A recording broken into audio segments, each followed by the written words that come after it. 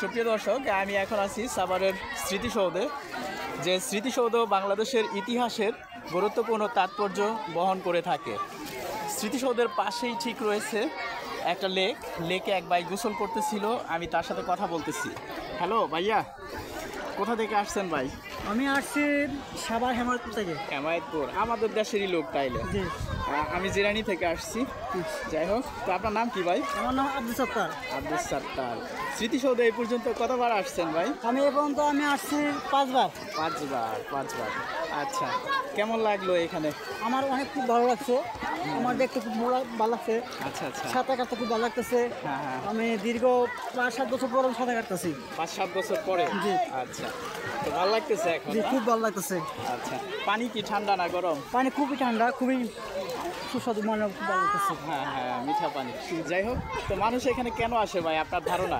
মানুষ এখানে আসে যে বাংলাদেশে একটা চিত্র মানচিত্র, একটু জুড়ে বলবেন ভাই। বাংলাদেশের চিত্র মানচিত্র বা একটা আমাদের বাংলাদেশে যারা যুদ্ধ আছে তাদের একটা স্মৃতি, এটা সবাই দেখতে আসে। হ্যাঁ।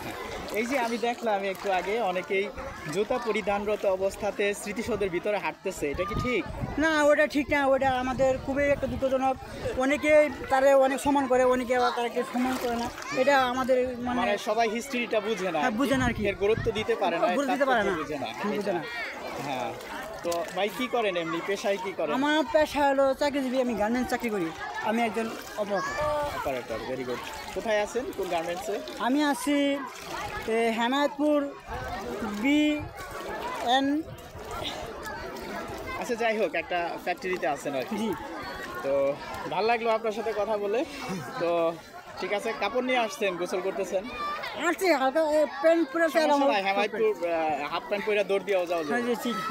আচ্ছা, ঠিক আছে, তো ভালো লাগলো। তো ভালো থাকবেন ভাই। হ্যাঁ, থ্যাংক ইউ ভেরি মাচ। আল্লাহ হাফেজ।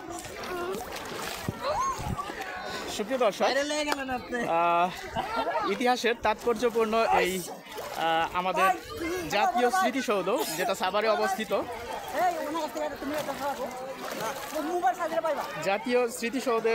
জাতীয় স্মৃতিসৌধে প্রচুর ভিড় আজকে। আসলে ফ্যাক্টরি কলকারখানা বন্ধ থাকার কারণে অনেকে এখানে বেড়াতে আসছে। তবে এটি অনেক পরিতাপের বিষয়, দুঃখের বিষয় যে স্মৃতিসৌধের ভিতরে আমরা যেটা করে থাকি, আমরা সাভারেরই লোক, তো আগে পরে যখনই আসছি দেখছি জুতা খুলে ভিতরে প্রবেশ করে। এখন দেখতেছি সবাই জুতা পরেই যায়। আসলে কর্তৃপক্ষকে নজরদারিত্ব করা দরকার বলে মনে করছি, এবং আমি নিজে থেকেই অনেকটা ব্যথিত যে আমি সবাইকে দেখেছি জুতা পরিধানরত অবস্থাতে ভিতরে হাঁটাহাঁটি করতেছে, ভিতরে সিগারেটের দোকান।